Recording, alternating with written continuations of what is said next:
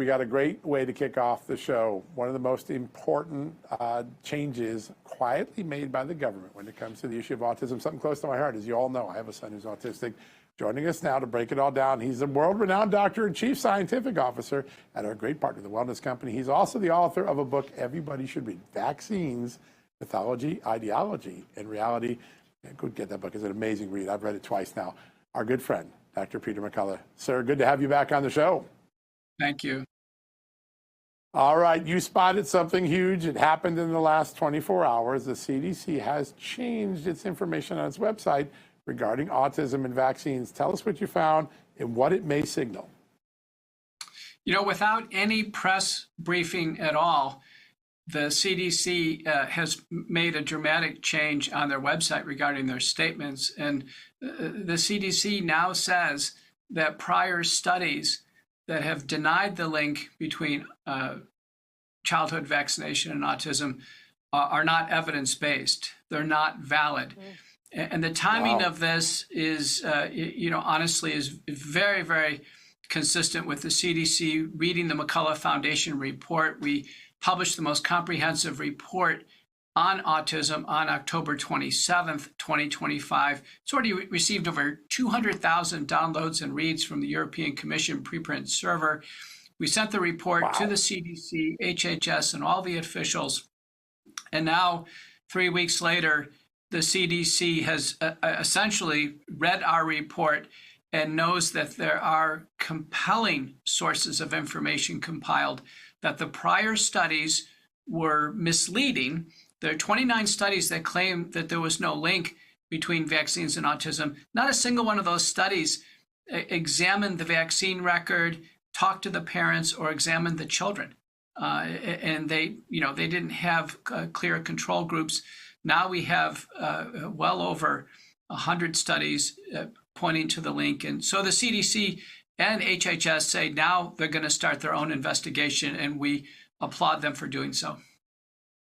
That is huge. Dr. McCullough, how does a study exist, or how does it exist as a study on the effects of vaccines with respect to the propensity of autism if they're not looking at the vaccine record? They're not. How does that even exist? That's not a study. No, they're using automated sources of data, and I think, honestly, they're almost intentionally doing what's called a type 2 error, that is failing to find the effect when it's there. But it's those studies, Amanda, that Senator Bill Cassidy and Maggie Hassan and Bernie Sanders, they held up at the Senate hearings back when RFK and others went through. They were holding these up as definitive proof that vaccines, aren't linked to autism. And it's obvious they didn't read any one of these studies. Now there are 12 well-done research studies in the modern day showing a healthy child born today is healthier if they remain completely unvaccinated. That's stunning. All right, so I think this gets at something that you have done a lot to educate our audience about, and that is the unholy relationship, this sort of revolving door, you scratch my back, I scratch you back world of Big Pharma and the regulators who are supposed to regulate Big Pharma. Is there some financial influence that causes these studies to be doctored this way, or to sound more compelling than they actually are because they're protecting the people that might one day give them a job?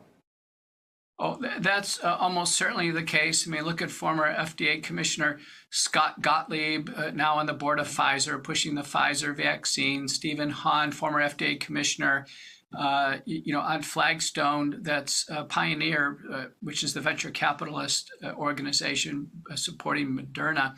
So this corruption is wide open.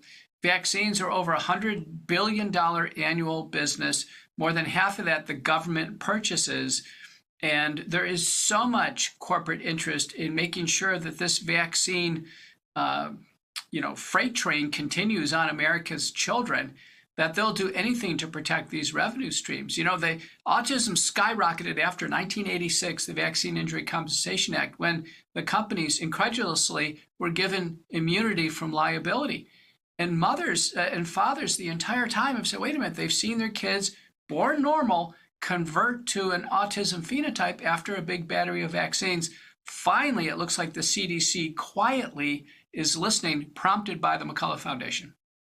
Yeah, you drove this. Your research drove this. It's a very important thing to remind people. Yeah, so for moms and dads out there, or future moms and dads out there, when they are considering the vaccine schedule, you want to trust the information coming out from the CDC. But as we have seen on the flip-flopping, or the change that we saw yesterday, I don't know if you can trust the health agencies. Who do you trust? I think the World Council for Health is a very reasonable organization to look to. They're an alternative to the WHO. And in 2023, they posted guidance called Safer to Wait. That is, it's safer to wait on vaccines. There's no urgency with a child born today who's healthy.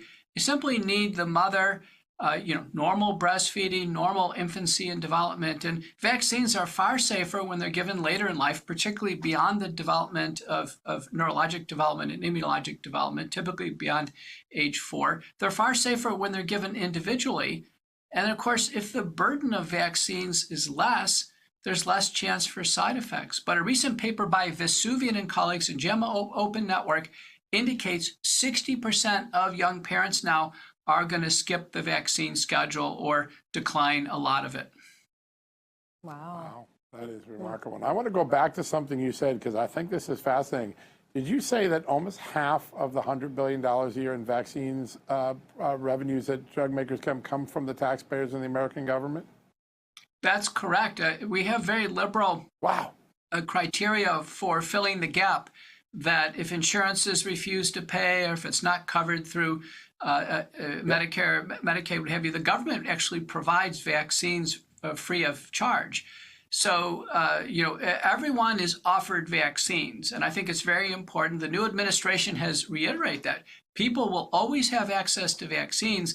But the big move here now is, with this revelation, is individual freedom of choice, personal choice.